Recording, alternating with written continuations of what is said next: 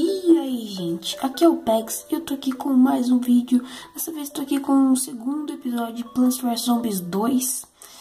E hoje nós vamos continuar do exato ponto que a gente parou, né? Eu tô gravando esse vídeo bem em seguida.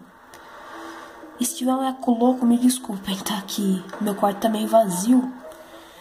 Então fica ruim de eu gravar. Ó, deixa eu acelerar já isso aqui, plantar girassol. Nossa.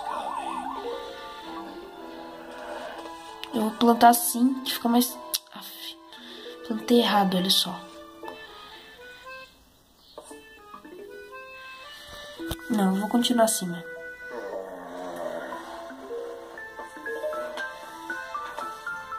Ó, gente, eu vou mostrar o que a batata mina faz.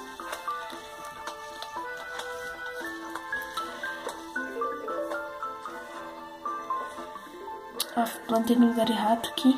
Ó, tá vendo lá o zumbi? Louco, né?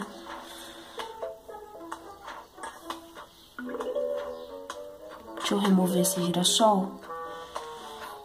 Que eu plantei no lugar errado.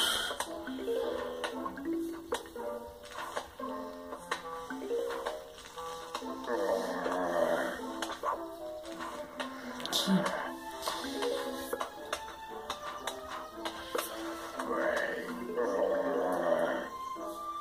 Tá acelerado, tá acelerado. Deixa eu botar batata aqui, que eu não tô afim de matar esses caras.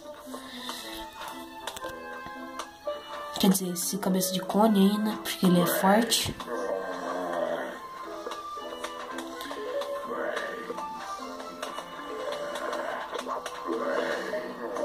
Explodiu. Nossa, é cabeça de balde. Cabeça de balde é 5 vezes mais resistente do que os casaco marrom, tá? Então, ele é muito resistente. Ó, essa é uma moedinha que a gente vai usar futuramente pra comprar coisas legais, como diz a Lina.